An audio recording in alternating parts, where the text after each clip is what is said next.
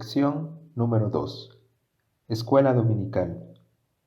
Tema general: Cristo, el Rey de Reyes. Continuamos con nuestra segunda lección de nuestro cuaderno de estudio, Andando en sus caminos, la cual lleva por título La victoria del Rey, y que está basada en el pasaje del Evangelio de Mateo, del capítulo 3, a partir del versículo 13, hasta el capítulo 4, versículo 25. Le recomendamos hacer una pausa y realizar la lectura de estos pasajes. Iniciamos con nuestro texto base, el cual se encuentra en el capítulo 4, versículo 10, que dice: Entonces Jesús le dijo: Vete, Satanás, porque escrito está: Al Señor tu Dios adorarás, y a Él solo servirás. Estamos ante la tercera ocasión que el Señor resiste el ataque de Satanás, quien en esta ocasión le ofrece los reinos del mundo y su gloria a cambio de recibir adoración. Por tercera vez, el Señor contrarresta la tentación citando un pasaje del Antiguo Testamento. A Jehová tu Dios temerás, y a Él solo servirás, dice Deuteronomio 6:13. Por supuesto que el arma infalible que el Señor nuevamente usó ante este y los dos anteriores ataques de Satanás es un conocimiento de la palabra de Dios. Esta es una gran lección para nosotros, ya que el mismo Señor nos confirma que un creyente que ama la palabra, la estudia, la memoriza, tiene para sí la mejor arma para resistir al enemigo de nuestras almas. Utilizando este pasaje, el Señor también nos da dos lecciones importantes en principio de prioridades. Al Señor tu Dios adorarás. Solo Él es digno de recibir nuestra adoración. En la actualidad, tristemente el hombre vierte su adoración a muchas otras cosas e incluso la palabra ha perdido su verdadero valor, puesto que se utiliza con frecuencia para resaltar el agudizado agrado que alguien siente por algo. Sin embargo, los creyentes debemos evitar usar a la ligera esta palabra y más aún levantar ídolos que desvíen nuestra adoración hacia quien solo es digno de recibirla de manera absoluta. Esta adoración no debe ser tan solo manifestada de manera intermitente los domingos por la mañana, cuando nos reunimos en la mesa del Señor, sino que además debemos procurar levantar altares en nuestros hogares, en donde nuestras familias puedan tener momentos de adoración durante la semana. El creyente debe practicar la adoración a Dios en los tres contextos: como individuo, en su familia y en la iglesia. Por otro lado, dijo el Señor también: y a Él solo servirás. Nuestro servicio también es una exclusividad para Dios. Y por supuesto, esta actividad va ligada y precede a la adoración. No debemos dejar de tener en mente de que el servicio que realicemos siempre tendrá como destinatario final a nuestro Dios.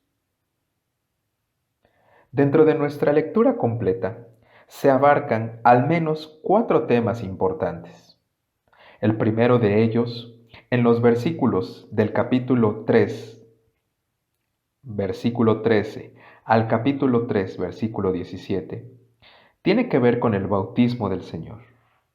Aquí la pregunta que a menudo se plantea es: ¿por qué el Señor fue bautizado? En primer lugar, debemos destacar la importancia que el Señor mismo acordó a tal evento. Ante la resistencia de Juan, el Señor le responde: así conviene que cumplamos toda justicia. Con esto el Señor estaba dejando en claro que su vida misma debía cumplir con la justicia de Dios. Y en este acto simbólico del bautismo, el Señor mismo sería inmerso en las aguas de la justicia de Dios, en la cruz del Calvario, para cargar con la pena del pecado. Pero su resurgencia del agua simbolizaba su resurrección y por lo tanto la victoria contra el pecado.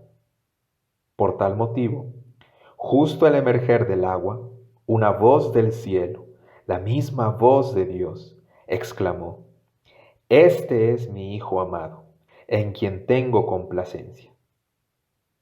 Para nosotros, todo recién convertido que inicia su vida como creyente, también se debe identificar con este acto simbólico en el que, de manera pública, al descender a las aguas, manifiesta la muerte de su vida en pecado y al salir del agua, su nueva vida en Cristo, una vida que debe reflejar la complacencia del Padre Celestial. El segundo tema tiene que ver con la tentación. En esta porción, comprendida desde el inicio del capítulo 4 hasta el versículo 11, el Señor es sometido a prueba con un propósito: demostrar su victoria frente a la tentación y sobre todo el fuerte cumplimiento de obedecer la voluntad de su Padre, como leemos en el Evangelio de Juan capítulo 5 versículo 20. No busco mi voluntad, sino la voluntad del que me envió. Si bien debemos distinguir que la tentación se presenta en dos direcciones, aquella que viene del exterior como una prueba para purificarnos y hacernos crecer en fe, tal como lo leemos en Hebreos capítulo 11 versículo 27, y por el otro lado, aquella que brota del interior para inducir al pecado, como leemos en Santiago 1:14. Sin embargo, ante ambas situaciones, el Señor nos alecciona sobre cómo superar las pruebas. En primer lugar, ser llevados por el Espíritu. Esta es la primera condición para tener una vida victoriosa. Aquellos que son hijos de Dios se conducen de esta manera y son llevados por el Espíritu, teniendo así una garantía asegurada sobre las pruebas. Con esta característica, la santificación es una clave para tener corazones purificados y libres de las concupiscencias de las que advierte Santiago 1:14. Después, el ayuno. El Señor se mantuvo en ayuno por un periodo de 40 días. En esta condición, el Señor doblegó su carne, demostrándonos la posibilidad de refrenar por completo todo instinto carnal. Esta es una característica que todo creyente debe practicar, ya que a menudo vivimos en comodidad, satisfaciendo nuestra carne con comidas, vestido, entretenimiento, que desmedidamente puede distraernos y ocasionar estorbos en nuestro caminar con el Señor. Por tal razón, al igual que el Señor, el creyente debe doblegar su carne y practicar el ayuno con cosas que, como dijera el apóstol Pablo, aunque son lícitas, no debemos dejar dominarnos por ellas. Ejemplos comunes los tenemos ahora con los adelantos tecnológicos, tales como los teléfonos celulares, las redes sociales, los videojuegos, las películas, que absorben el tiempo y quitan atención valiosa, sobre todo en los jóvenes, para el Señor. Luego tenemos citar las Escrituras.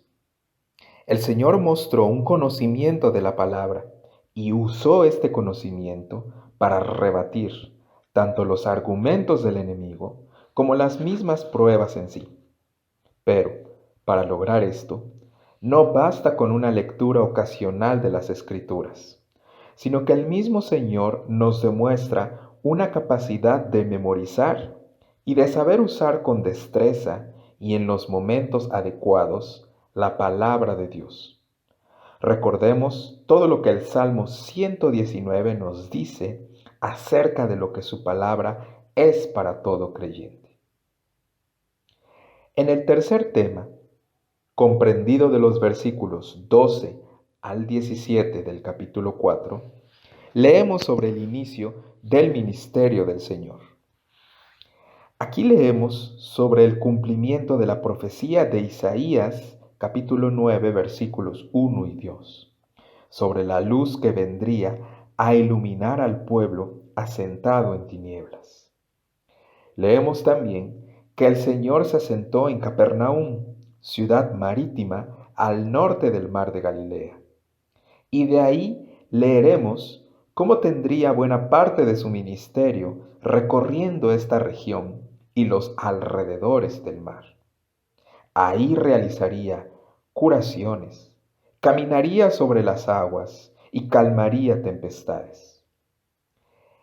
En ese mar, que justamente simbolizaba las multitudes atribuladas y perdidas que recibían la visita del Mesías, quien les promulgó también el mensaje de arrepentimiento y aviso de la llegada del reino de los cielos.